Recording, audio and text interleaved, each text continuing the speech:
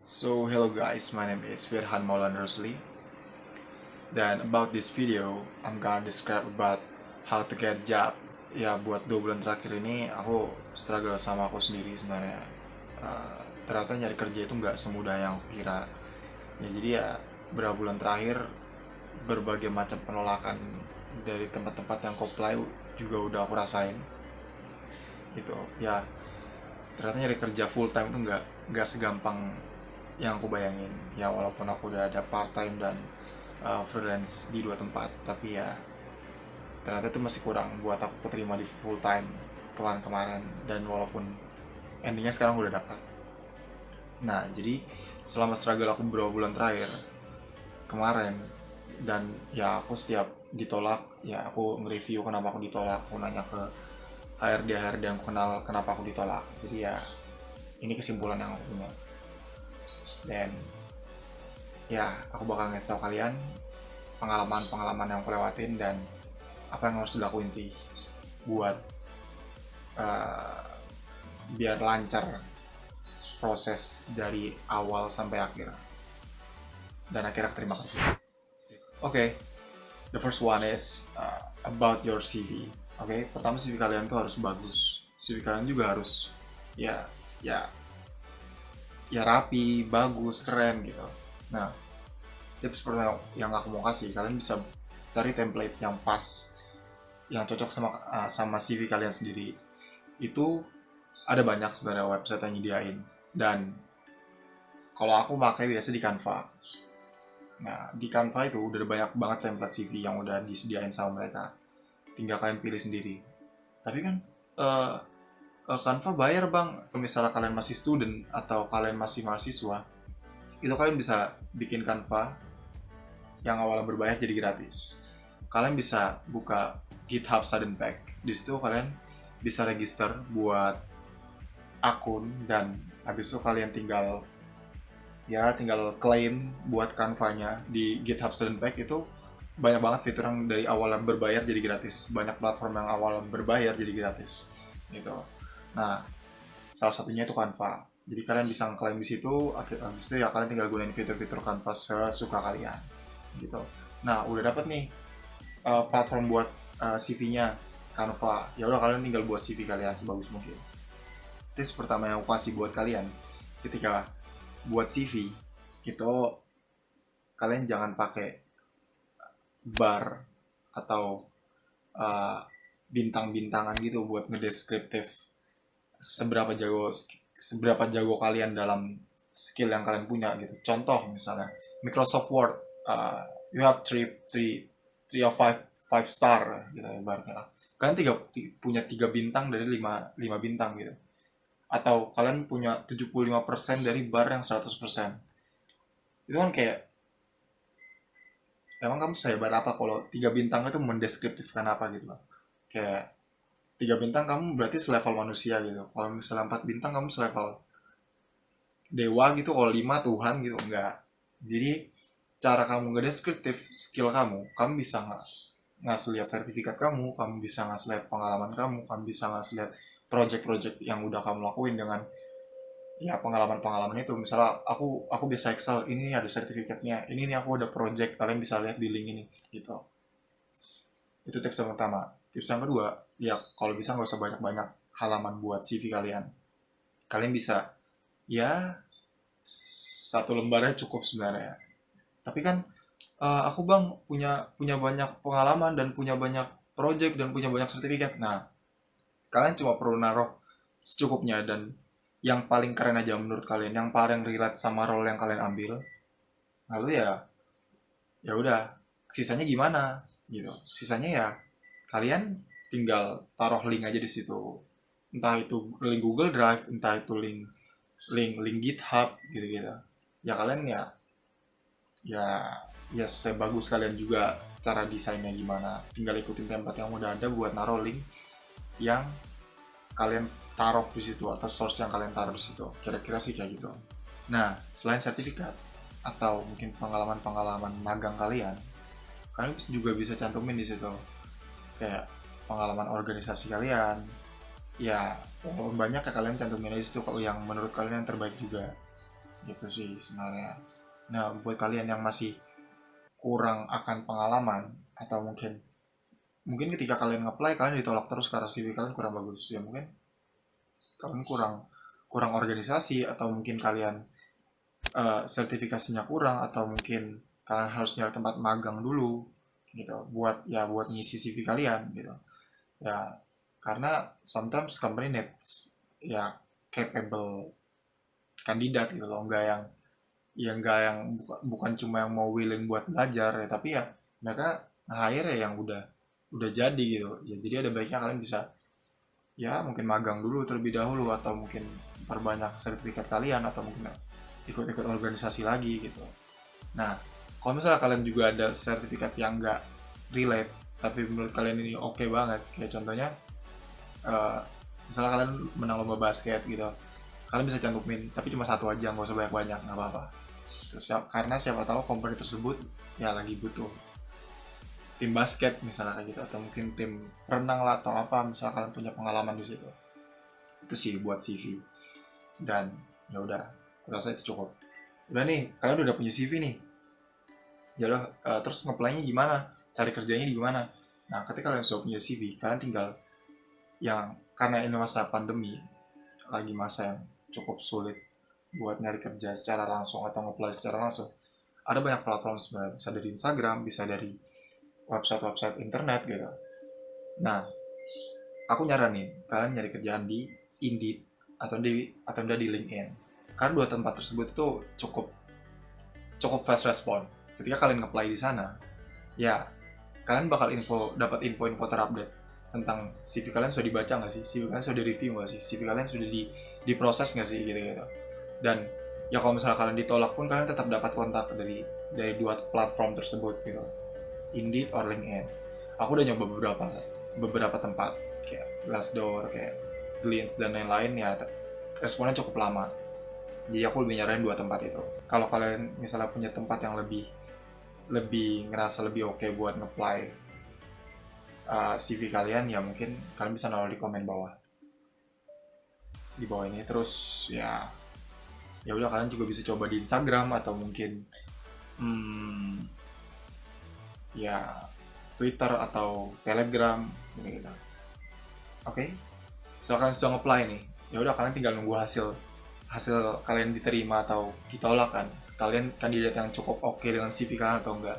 Ya udah, kalau misalnya kalian lolos, ya udah kalian bakal ngadepin interview yang biasa awalnya itu user interview.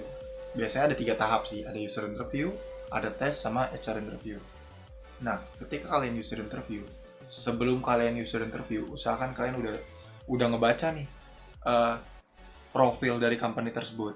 Kayak ini company berjalan di bidang apa sih, bergerak di bidang apa sih, company ini ngapain sih gitu, gitu-gitu. Ya kalau bisa kalian hafalin juga nama CEO dan lain-lainnya sih. It's more better. Okay, and then ya biasa ditanya juga kalian akhir-akhir itu ngapain ya. Kalian tinggal cukup jelasin kalian ngapain akhir-akhirnya. Ya bisa kalian tambah-tambah dikit. Dan habis itu kalian tinggal ngobrol-ngobrol, ya udah dibawa santai aja, jangan tegang sih, karena ya kalau tegang biasa suka buyar dan hilang. Kalian udah misalnya kalian sudah latihan terus tiba-tiba gara-gara kalian tegang kira semuanya hilang, ya udah kalian kalau bisa dibawa santai dulu, atau kalian bisa ngelakuin ritual sebelum mulai interview mungkin gitu. Ya kalau aku nih, kalau misalnya sebelum interview itu suka tidur dulu gitu sih, karena ya biar aku tenang dan gak gugup. Nah, biasanya kalian tuh tanya juga kayak weakness and strength kalian tuh apa sih gitu. Nah, itu ya kalian tinggal jujur aja. Ya, weakness aku ini, strength aku ini. Aku rajin banget orangnya. Aku fast learning. Tapi kekurangan aku bla bla bla bla bla. Ya kalian jangan mau banyak bagusnya doang, tapi ya udah kasih tau aja jelek kalian itu juga kayak gini loh. Tapi ketika kalian habis jelasin weakness kalian, ngebarangin hal tersebut dengan cara ya kalian ngasih tahu kalau aku cara menanggulangi kekuranganku ini gimana sih. Misal nih, aku deadlineer, kayak aku deadlineer, ya udah kalau misalnya aku punya banyak banyak uh, banyak project, ya udah aku tinggal nge ngelist terus ku sorting sesuai dari yang paling penting sampai yang paling gak penting sih, bukan gak penting juga sih, kayak yang ya bisa aku lakukan dengan cepat lah ibaratnya kayak gitu. Oke nih, itu buat interview pertama. Nah, buat yang tahap keduanya itu biasanya tes. Tapi ada juga beberapa company yang dia langsung ke HR interview. Nah, kalau misalnya kalian tes, ya udah kalian bakal dapat email kalian lulus tahap 1 atau user interview, and then ya udah kalian bakal tes. Nah, biasanya tes tuh makan beberapa minggu, atau sorry bukan beberapa minggu tapi beberapa hari. Kayak misalnya kalian dapat email hari Senin, ya udah kalian dikasih waktu sekitar 10 hari atau seminggu buat ngerjain tes tersebut. Ya udah, karena biasanya itu tesnya nggak ribet-ribet banget ya sebenarnya gitu. Atau mungkin ya tergantung juga sih tesnya apa, tapi pengalamanku dan aku jurusan informatika, tesnya yang nggak ribet-ribet banget, nggak susah banget kayak yang mungkin sehari atau 2 hari bisa selesai gitu ya. Jadi kayak ya kalian bisa nge-spare waktu sisanya itu buat kalian latihan atau kalian belajar gitu ya, ya latihan tentang tes tersebut gitu. Ya udah nih, kalau misalnya kalian lolos tes nih, nah kalian bakal ke HR interview. Ya udah, kalian di situ bakal kayak deal-dealan gaji dan ya offering apa yang mereka kasih gitu-gitu. Nah, ya udah uh, kalian tinggal research sebenarnya sih. Research tentang role yang kalian ambil ini berapa sih salary-nya gitu. Kayak kayak gimana ya? Kayak misal nih kayak data science tuh biasanya 8 sampai 15 yang buat fresh graduate gitu. Jadi ya kalian tinggal research. Ya, kalau kalian mau research itu ada tempat namanya Glassdoor. Nah, kalian bisa research itu tentang salary yang ya rata-rata salary tentang role kalian lah di situ kayak gitu. Ya udah, kalian tinggal deal-dealan salary kalian. Nah, ketika kalian deal sama salary kalian bisa nanya dulu kayak budget yang kalian kasih ke aku itu berapa gitu misalnya. Ya kalian pinter-pinter juga ngolah kalimatnya gimana. Kira-kira kayak gitu. Budget yang kalian kasih berapa buatku, kira-kira gitu. Ya kalau misalnya terlalu tinggi, ya kalian bisa ambil kuartil tengahnya lah. Contoh kalau misalnya kayak misalnya nih, kalian ngespeknya 10 juta, tapi ternyata mereka nawar 15 juta. Ya, kalian bisa ngambil kuartil tengahnya atau mungkin ya ngambil fullnya gitu. Tapi ya itu tergantung kebutuhan kalian juga dan kalian ngerasa capable gak dengan salary segitu. Kira-kira gitu sih. Nah, udah sebenarnya gitu aja sih pengalamanku yang aku cek. Nah, ya udah. Nah, kemungkinan kalian ditolak ya itu ada beberapa, kayak misalnya ada kandidat yang lebih bagus, ada mungkin yang nawar salary lebih rendah daripada kalian, ada mungkin juga uh, kalian ngomongnya impolite di situ atau nggak sopan, atau ketika kalian lagi texting atau kirim email nggak sopan gitu.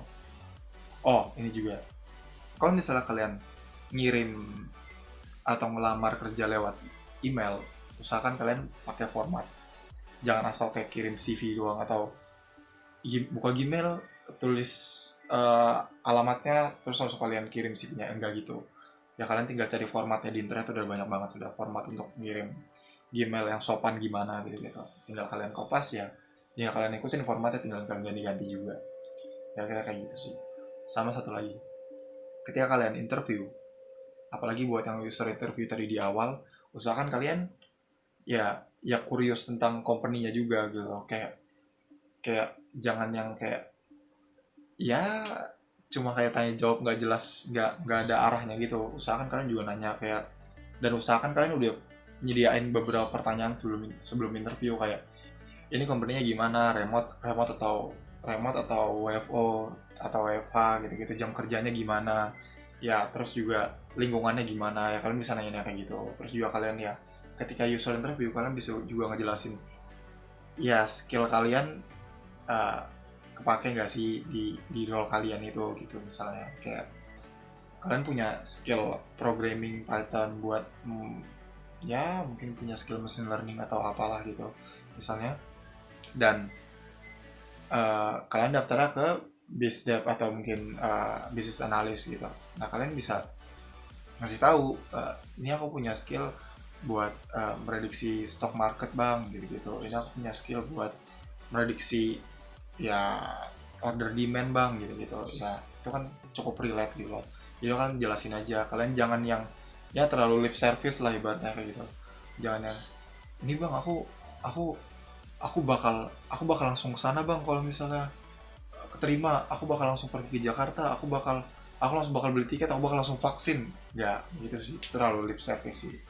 Jadi ya dibawa santai aja, dibawa cool aja ya. Dan kalau misalnya kalian ingin lip service pun boleh sebenarnya, tapi jangan terlalu berlebihan gitu. Kira-kira kayak gitu sih. Oke, yang terakhir nih, misalnya di requirement kerja tersebut ada 5, tapi kalian cuma capable buat menuhin tiga requirement di situ. Ya kalian tinggal tetap apply aja, nggak apa-apa di situ. Dan ya udah, pasti kalau misalnya kalian lolos pasti bakal ditanya nih, ini kamu belum bisa ini ya, kamu belum bisa itu ya. Ya udah, itu nggak apa-apa. Tapi kalian ya tetap harus willing kalau kalian tuh mau mau belajar hal tersebut, kalian mau ngisi kekurangan kalian tersebut, kalian mau berusaha untuk memperbaiki kekurangan kalian di situ. Jadi ya kalau misalnya kalian melihat requirement yang kayak wah banget, tapi kalian tetap pengen di company ini, ya udah kalian apply aja nggak apa-apa.